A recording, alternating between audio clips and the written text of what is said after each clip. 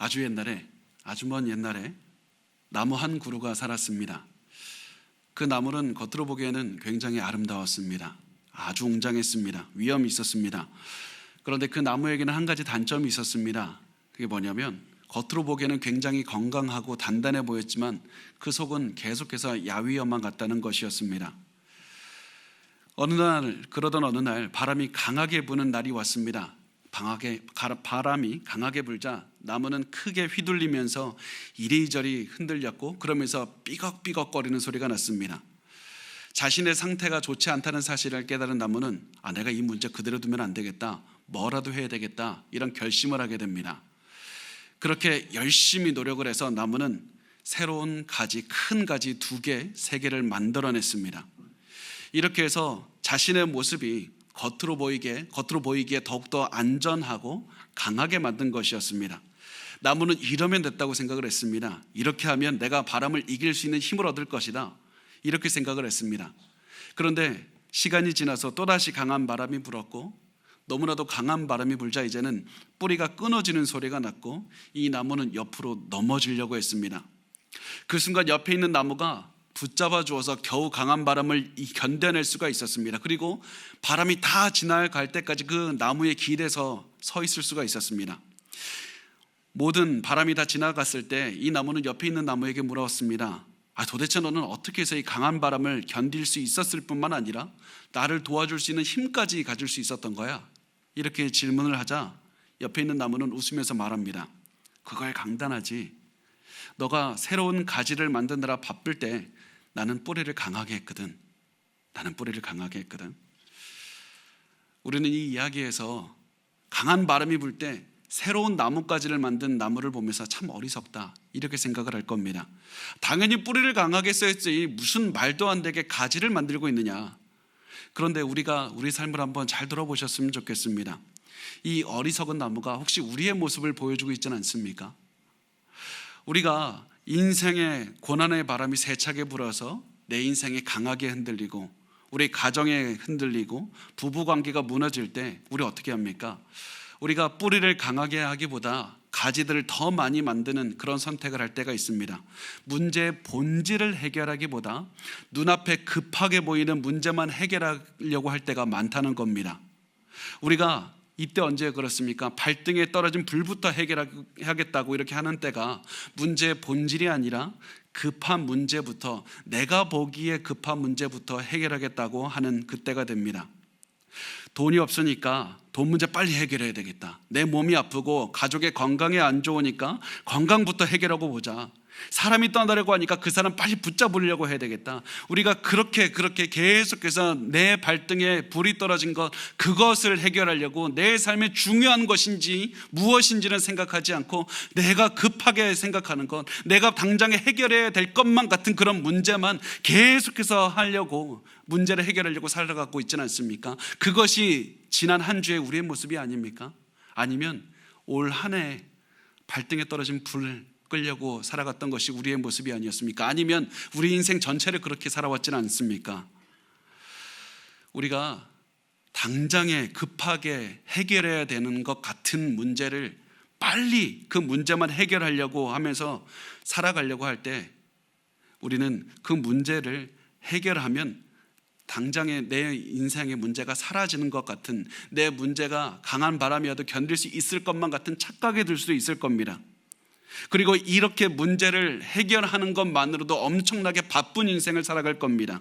그런데 우리가 이렇게 살면 문제의 본질은 해결하지 않고 급해 보이는 문제만 해결했기 때문에 이 인생에 강한 바람이 몰아칠 때 우리는 그동안에 쌓아온 모든 것들이 무너지는 것을 보게 될 겁니다.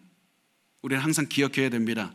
내가 보기에 급한 문제가 내 인생에 있어서 가장 중요한 문제는 아닐 수도 있다는 사실입니다. 우리가 인생의 가장 중요한 문제에 집중하지 못하고 급해 보이는 문제에 집중하면 한 가지 문제가 더 생기는데, 그게 뭐냐면 우리의 이런 약점을 마귀가 굉장히 잘 알게 된다는 겁니다.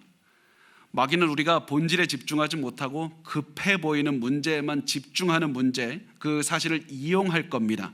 그래서 우리가 드디어 내가 1년을 2년을 5년을 써서 발등에 불을 껐다 이렇게 기뻐하는 그때 마귀는 또다시 급해 보이는 문제를 우리의 발등에 던져주면서 이 문제도 해결하라, 저 문제도 해결하라, 이렇게 하면서 계속해서 우리에게 문제를 줄 것이고, 우리는 이렇게 1년, 5년, 10년 그리고 평생을 급해 보이는 문제들을 해결하려고 노력하면서 인생을 낭비하게 될 겁니다.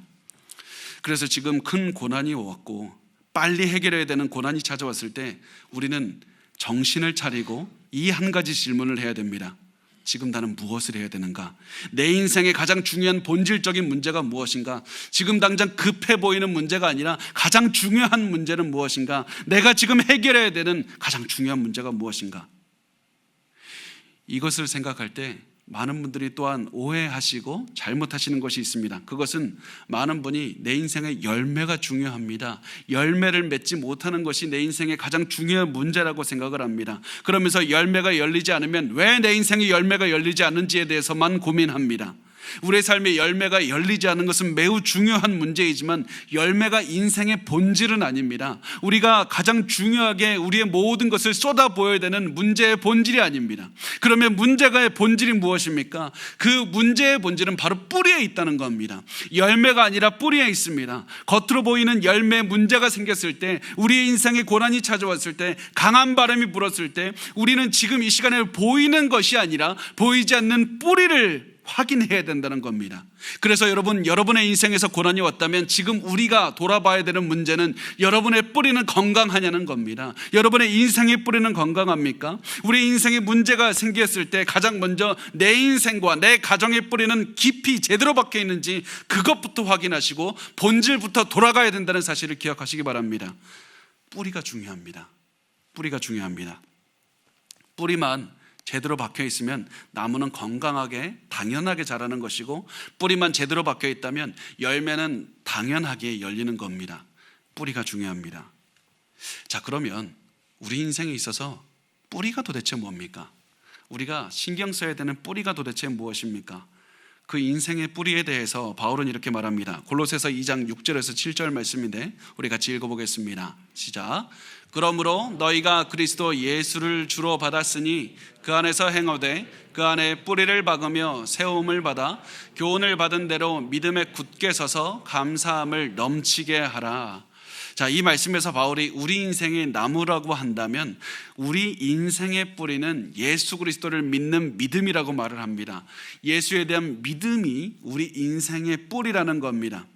우리 인생이 건강할 수 있는가? 내가 성장할 수 있는가? 내가 열매를 맺을 수 있는가? 이 모든 것들은 가장 먼저 내가 예수의 믿음에, 그 믿는 믿음에 온전히 뿌리박고 있는가? 이 한 가지에 달려있다는 사실입니다. 내 믿음의 뿌리가 제대로 서 있으면 당연하게 성장하는 겁니다. 내가 예수 그리스도 안에서 뿌리를 박고 성장하면 우리 삶에 감사라는 열매는 당연하게 열리는 겁니다. 이 감사의 열매는 그냥 나오게 되어 있는 겁니다.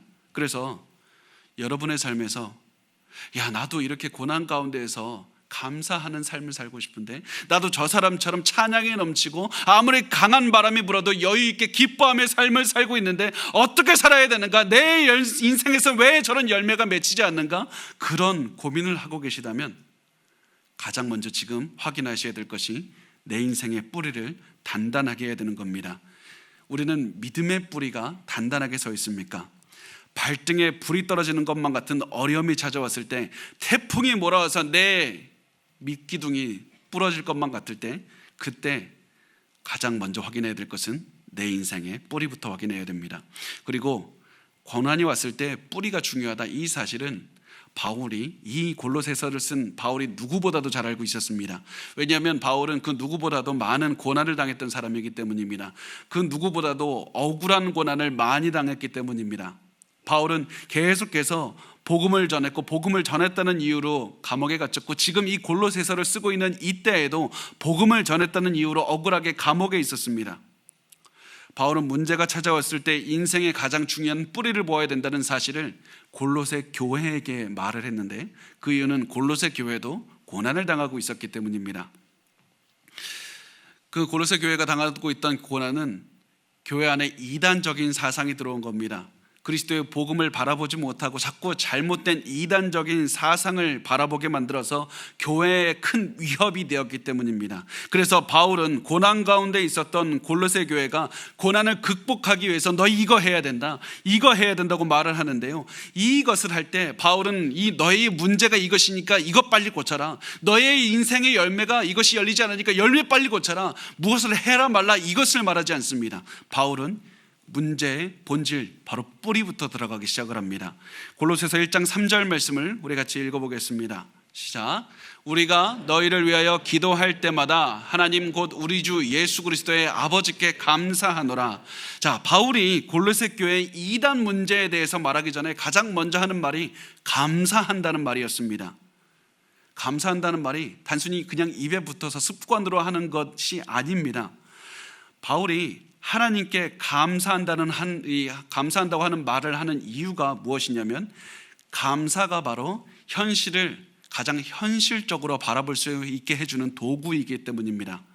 감사는 단순히 우리 기분 좋게 만드는 것이 아니라, 하나님께 립서비스 하는 것이 아니라 우리 인생의 현실을 가장 현실적인 눈으로 바라볼 수 있게 해줍니다. 비관적인 것도 아니고 이유 없이 낙관적인 것으로 보는 것이 아니라, 우리 하나님께서는 우리가 현실을 현실적인 눈으로 바라보기를 원하시는데, 현실을 가장 현실적으로 바라볼 수 있게 해주는 도구가 바로 감사이기 때문에 바울은 그 어떠한 문제도 말하기 전에 감사부터 말한 겁니다. 왜 그렇습니까? 어떻게 감사가 현실을 현실적으로 바라보게 해줍니까? 감사를 하면 지금까지 내 삶을 인도하신 하나님께서 내 모든 고난도 넘어가게 해주셨다는 그 사실을 깨닫게 되기 때문입니다. 지금까지 내 삶을 인도하신 하나님께서 내가 과거에 이것보다 더 큰 어려운 문제도 다 해결하셨다, 이 사실을 깨닫게 되면 지금 내 앞에 있는 문제도 또 넘어가게 하실 것이다, 이것이 문제가 아니라 이것도 또한 하나님께서 해결하게 하실 것이다, 이 확신과 믿음을 가지고 감사의 눈으로 바라보게 되니까, 지금 내가 빨리 해결해야 되는 문제는 이 문제가 아니겠구나, 하나님께서 나에게 해결하기를 원하시는 본질적인 문제가 무엇인가, 내가 지금 이것 때문에 이리저리 휘둘릴 것이 아니라, 내가 지금 하나님께서 어차피 문제는 해결해 주시는데 그 문제 해결보다 내가 더 본질적인 거에 집중하는 내 인생의 뿌리가 무엇인가, 내 인생의 가장 중요한 것이 무엇인가, 그 마음으로 현실을 직시할 수 있게 해주는 것이 감사이기 때문입니다. 그래서 고난이 왔을 때 가장 먼저 해야 될 것은 감사가 됩니다. 그래서 바울은 감사하는 마음으로 현실을 직시하게 한 다음에 신앙의 뿌리이자 본질인 세 가지에 대해서 말을 합니다. 그리고 우리가 이제 읽을 4절과 5절 말씀을 오늘 말씀의 중심이 됩니다. 4절과 5절 우리 같이 읽어보겠습니다. 시작. 이는 그리스도 예수 안에 너희의 믿음과 모든 성도에 대한 사랑을 들었으며 너희를 위하여 하늘에 쌓아둔 소망으로 말미암음이니 곧 너희가 전에 복음 진리의 말씀을 들은 것이라.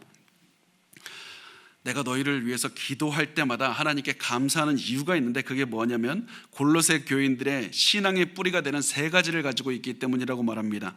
그 세 가지가 무엇이냐면 믿음과 사랑과 소망입니다.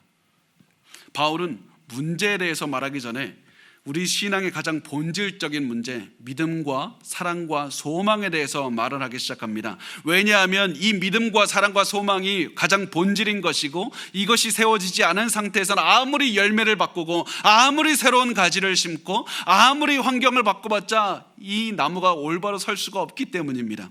그래서 본질에 대해서 바울은 집중하기 시작합니다. 그래서 이제부터 중요한 것은 믿음과 사랑과 소망을 올바르게 세우려면, 본질을 올바르게 세우려면 어떻게 해야 되는 것인가, 이것이 중요합니다. 그리고 이 믿음과 사랑과 소망에서 가장 중요한 것, 가장 먼저 깨달아야 되는 것은 무엇이냐면, 이것들은 우리가 원한다고 해서 가질 수 있는 것이 아니라는 사실입니다. 인간의 노력으로 이것을 가질 수도 없고, 인간의 노력으로는 믿음과 사랑과 소망 위에 성장할 수도 없습니다. 이 세 가지는 하나님께서 우리에게 주셔야만 되는 선물입니다. 그래서 우리의 삶의 중심, 우리의 삶의 뿌리는 우리가 노력으로 가질 수 있는 것이 아니라 하나님께서 우리에게 주셔야 되는 것이다, 하나님께서 우리에게 선물로 주셔야만 가능하다, 이 사실을 기억한 다음에 이제부터 우리가 이 세 가지를 하나님께 구하고 하나님께 기대는 삶을 살아야 된다고 이 사실을 기억하시기 바랍니다. 그렇다면 우리가 하나님께 구해야 되는 믿음과 사랑과 소망은 무엇입니까? 우리가 그래서 믿음과 사랑과 소망이 무엇인지 간단하게 하나씩 살펴보도록 하겠습니다. 첫 번째, 믿음을 보기로 원하는데 우리가 가장 먼저 회복하고 확인해야 되는 것이 바로 믿음입니다. 그런데 바울은 이 말씀에서 그냥 믿음이다 라고만 말하지 않고 그리스도 예수 안에 있는 너희의 믿음이다 라고 말씀을 합니다. 그 어떠한 것보다도 단순히 믿음이 중요한 것이 아니라 예수에 대한 믿음이 중요하다는 겁니다. 왜냐하면 믿음만은 아무것도 할 수가 없습니다. 믿음 자체로는 그 어떤 것도 능력이 없습니다. 믿음의 대상이 중요합니다. 우리가 잘못된 것을 믿으면 그 믿음은 우리를 잘못된 곳으로 이끕니다. 이 세상에서 요즘에 계속해서 우리에게 주는 메시지가 무엇입니까? 너 자신을 믿으라. 너는 할 수 있다. 자신감을 가지고 할 수 있다는 사실을 믿으라. 학교에서나 직장에서는 그 텔레비전을 틀어도 계속해서 너 자신을 믿으라라고 말씀합니다. 계속해서 이런 메시지는 우리를 잘못된 곳으로 이끕니다. 그래서 우리가 믿어야 되는 것은 너 자신을 믿어야 되는 것도 아니고 예수와 다른 것을 동시에 믿어서도 절대로 안 되는 것이다.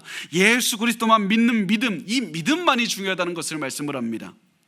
자, 그 다음에 중요한 것이 무엇이냐면 예수님을 믿는다는 것은 어떤 의미를 갖는 것인가? 예수를 믿는다는 게 도대체 무슨 말이냐?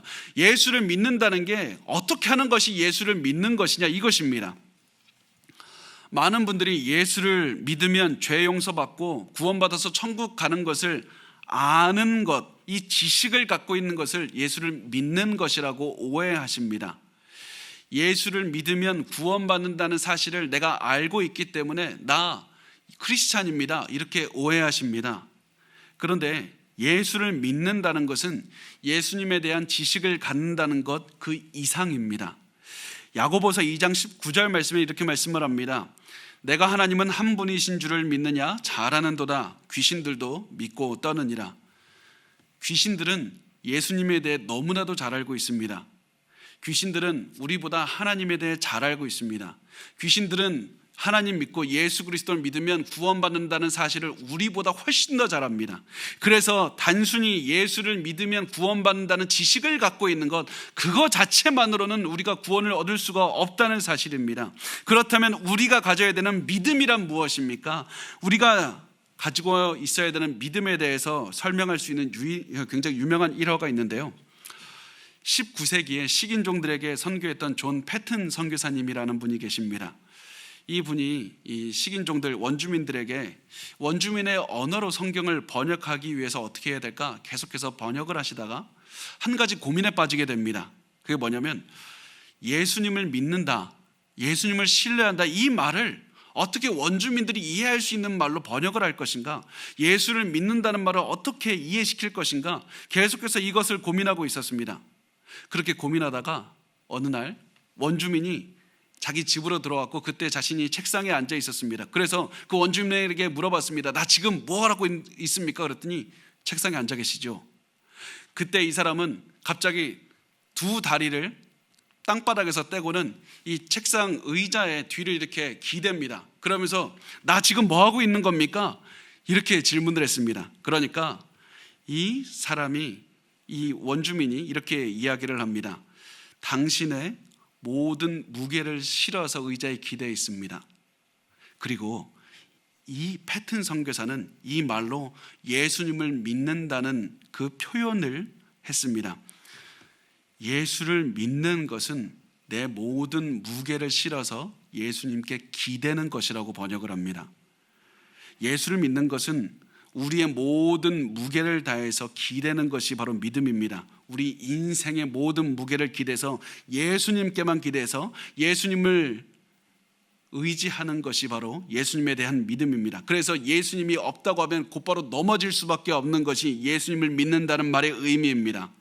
그래서 예수님이 없으면, 예수님이 없었을 때 우리가 완벽하게 넘어지도록 예수님께만 기대고 예수님께만 매달리는 것이 예수님을 믿는다는 말의 의미입니다. 그래서 믿음은 예수님에 대한 올바른 지식도 포함하고 예수님에 대한 온전한 그 감정, 예수님이 나타나는 그 확신의 감정도 포함하고 또 예수님께만 의지하겠다는, 기대겠다는 그 의지도 포함이 되는 겁니다. 그래서 믿음은 지식과 감정과 의지까지 다 포함하는 것이어야만 됩니다. 그래서 믿음은 내 모든 것을 가지고 의지를 가지고 기대는 것이 바로 믿음이라는 사실입니다.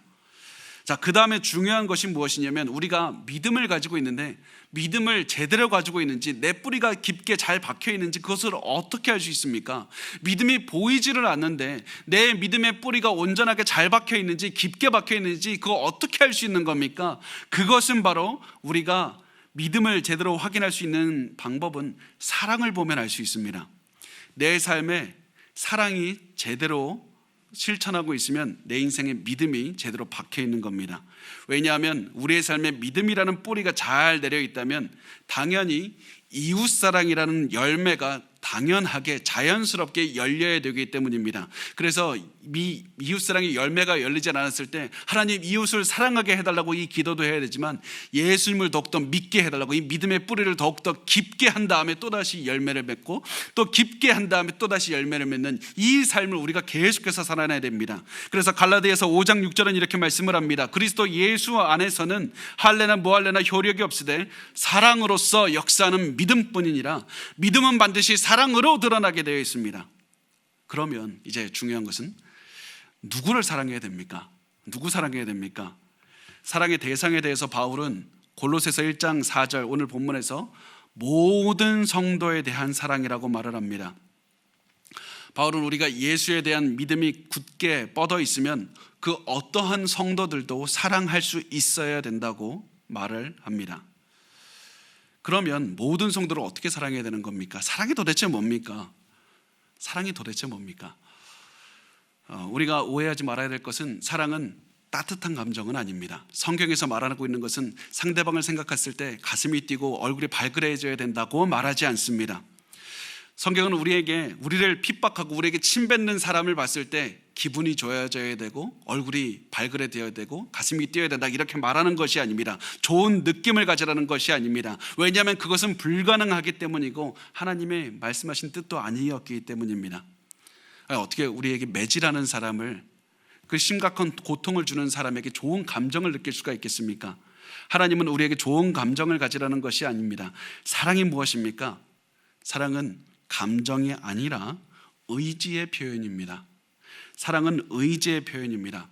사랑받을 자격이 없는 나를 예수께서 사랑해 주셨고 사랑받을 자격이 없는 나를 위해서 죽어서 새로운 생명을 내가 갖게 됐듯이 이제는 내가 예수를 따라서 당신을 사랑할 겁니다. 당신을 위해 희생할 겁니다. 예수가 나를 위해서 희생했듯이 나도 당신을 위해 희생하겠다. 이 결단과 의지가 바로 사랑입니다. 내가 이 의지를 가지고 예수님처럼 당신을 위해서 영원히 사랑하겠다고 이 의지, 그런데 이 의지는 내가 단순히 노력한다고 가질 수 있는 것이 아니라 예수님에 대한 믿음이 있어야지 가질 수 있는 겁니다.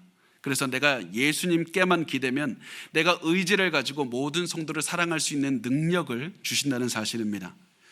도저히 여러분의 지금 머릿속에 드는 그 사람은 사랑받을 자격이 없습니다. 내가 다른 사람은 다 사랑하되 그 사람은 안 됩니다.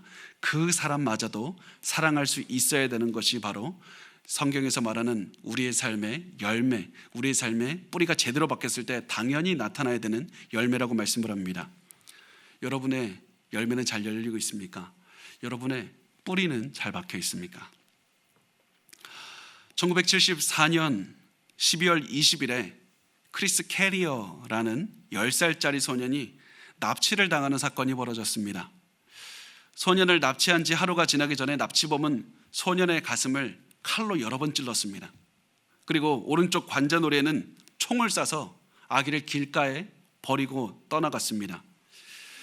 경찰은 용의자를 찾았지만은 충분한 증거가 없어서 기소하지 못했고 그렇게 사건은 해결되지 않았습니다. 총을 맞은 지 6일이 지난 후에 놀랍게도 이 소년은 병원에서 눈을 떴고 조금씩 회복하게 됐습니다. 비록 오른쪽 눈은 총을 맞아서 실명하게 됐지만 다른 부분들은 서서히 회복하게 됐습니다. 그렇게 계속해서 몸은 회복하고 있었는데 이 소년의 마음은 회복하기가 너무나도 어려웠습니다. 이 크리스라는 소년의 머리에는 매일 자신이 납치됐던 그날이 떠올랐습니다. 매일 그 납치범이 자신의 방으로 돌아와서 자기를 잡아갈 것만 같은 두려움이 들었습니다. 너무 힘든 삶을 보냈습니다. 그러던 어느 날에 이런 생각이 듭니다. 비록 내가 납치를 당했지만 하나님은 내가 납치를 당했을 때도 구해주셨다. 게다가 내가 칼에 찔리고 총에 맞아 길에 버려졌는데도 하나님이 나를 살려주셨다. 이것이 바로 하나님이 나를 지켜주신다는 증거가 아닌가? 이것이 하나님이 나를 사랑하신다는 증거가 아닌가? 이렇게 나를 하나님이 사랑하셨으니 이제 내가 사랑을 베풀면서 살아가야 되는 것이 아닌가? 그렇게 계속해서 살아가고 있었습니다. 그렇게 감사하는 삶을 살아가고 있었습니다. 그러던 어느 날에 은퇴한 한 경찰관께서 연락을 해주셨는데 죽이려던 그 납치범 내가 찾았습니다. 내가 그 사람 찾았습니다. 그 사람 지금 요양원에서 죽어가고 있습니다. 내가 그 사람에게 자백도 받아냈습니다. 당신을 죽이려고 했던 그 납치범 가서 만나보시겠습니까? 이렇게 질문을 했습니다. 그리고 그 크리스라는 사람은 내가 만나보겠습니다. 그렇게 이야기를 하고 그 사람을 찾아갔습니다. 그렇게 찾아간 그 납치범은 이제는 앙상한 모습으로 침대에서 죽어가고 있었고 이제는 앞도 제대로 보이지가 않았습니다. 이 크리스는 그 납치범에게 찾아가서 이렇게 말을 합니다. 제가 지금까지 살아갈 수 있는 힘을 얻었던 것이 무엇인지 말씀해 드릴까요? 제가 가지고 있는 소망이 무엇인지 말씀해 드릴까요? 그러자 납치범은 말해달라고 했고 그 납치를 당했던 크리스는 이제 복음에 대해서 설명하기 시작합니다. 그리고 이 사람은 그 주에 두세 번이나 방문을 하면서 계속해서 최대한 자기가 할 수 있는 최대한 방법으로 복음을 잘 설명한 다음에 이렇게 말했다고 합니다. 이제 당신과 나 사이에는 새롭게 생긴 우정만이 있습니다. 제가 당신을 용서한다는 그 사실을 알기를 원합니다. 그리고 우리의 우정이 이 세상 넘어서도 이어지기를 원합니다. 이 세상 넘어서도 이어지기를 원합니다. 이 말을 들은 납치범은 눈물을 흘리면서 미안하다고 이야기를 했고 예수를 영접하는 기도를 드린 다음에 죽음을 맞이했다고 합니다. 여러분의 마음속에 중요한 사람이 있습니까? 도저히 용서하지 못하는 사람이 있습니까? 그러면 여러분 한번 이 사람의 얼굴을 한번 잘 보셨으면 좋겠습니다. 사진 한번 띄워주시겠어요? 이 사람이 크리스고 납치범을 용서했던 그 사람인데 제가 이 납치범이 쏜 총 때문에 한쪽 눈을 잃은 이 얼굴로 내가 납치범 용서했습니다. 이렇게 말하는 이 장면을 보고 있는데 제가 이 사람의 얼굴을 도저히 바라보지를 못하겠더라고요. 왜냐하면 성령께서 저를 책망하시는 것만 같았기 때문입니다. 제가 가진 이 모든 상처도 있고 저도 아픔도 있고 눈물도 있지만은 이 모든 것이 이 사람에 비할 바가 되지 못했기 때문입니다. 그러면서도 나는 왜 사랑하지 못했을까 돌아봤습니다. 그런데 그 다음에 깨닫게 해주시는 것은 무엇이냐면 이 사람을 기억하라는 것이 아니라 이 사람이 어떻게 그렇게 용서할 수 있었는지 너는 그것을 알아야 된다. 이 사람이 너와 같은 평범한 사람이지만 어떻게 이렇게 자기를 죽이려고 했고 평생 실명시킨 자신의 인생에서 두려움을 줬던 그 사람 어떻게 용서할 수 있었는가? 그리고 그 사람이 용서할 수 있었던 그 이유가 무엇입니까? 마지막에 이 사람이 한 말 때문에 그렇습니다. 우리의 우정이 이 세상을 넘어서도 이어지기를 원합니다. 우리가 천국 소망을 갖기를 원합니다. 나에게 그 천국 소망이 있기 때문에 예수에 대한 믿음을 가질 수 있는 것이고 천국 소망이 있기 때문에 나를 납치한 그 사람까지도 용서하고 사랑할 수 있는 힘을 얻게 되었다는 겁니다.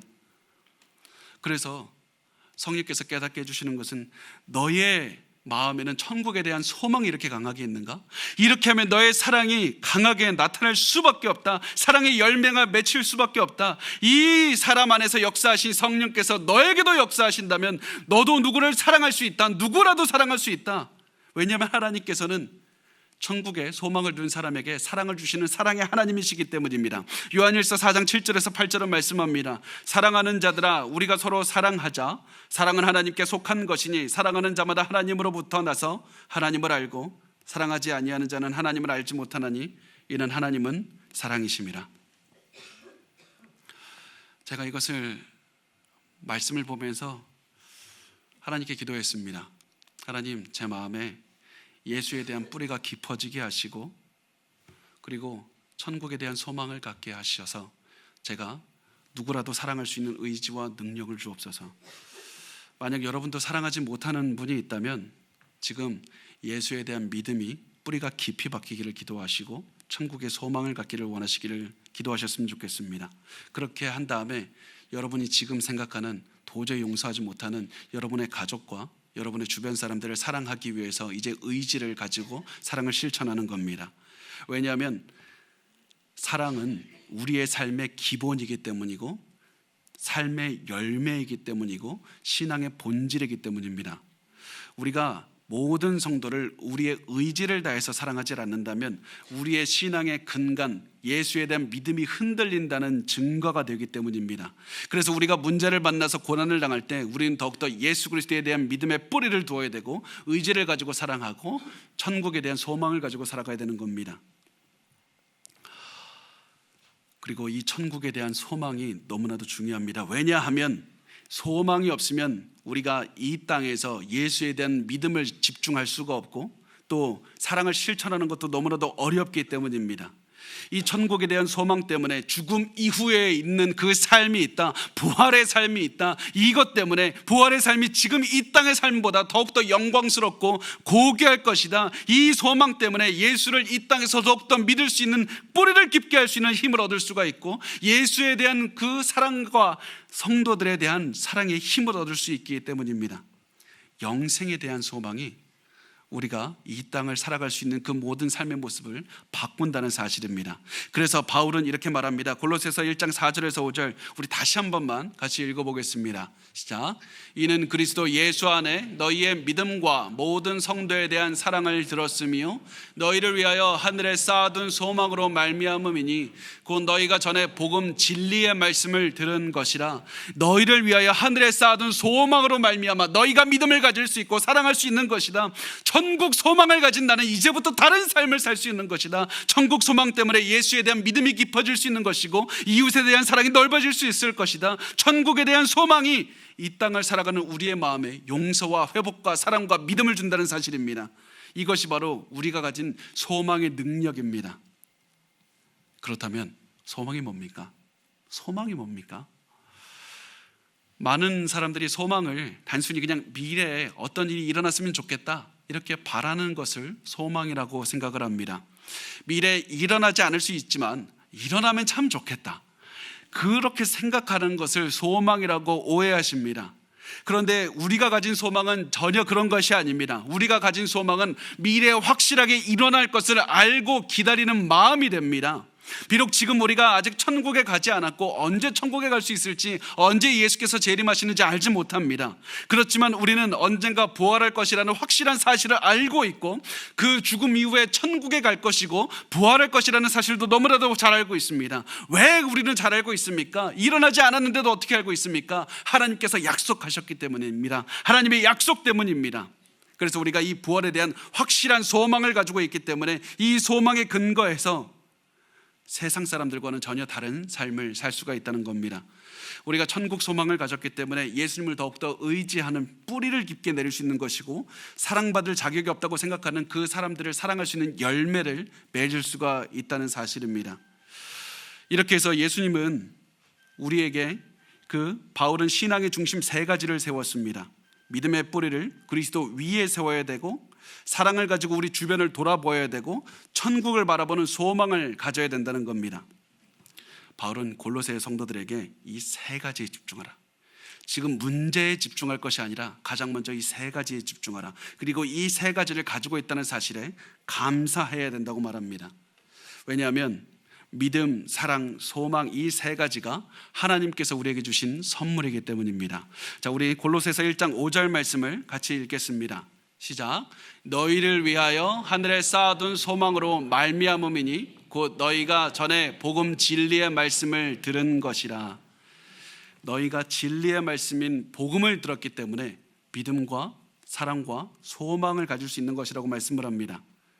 무슨 얘기냐면 나는 복음이 필요하다는 사실도 인식하지 못하고 평생을 살았지만 하나님께서 진리의 말씀인 복음을 나에게 들려주셨다는 사실입니다. 그리고 그 복음의 말씀이 내 안에 들어갔더니 나를 바꾸는 일을 하기 시작합니다. 내가 지금까지 살면서 도저히 상상할 수도 없었던 그 일들을 진리의 말씀들이 내 마음 안에서 역사하기 시작하는 겁니다.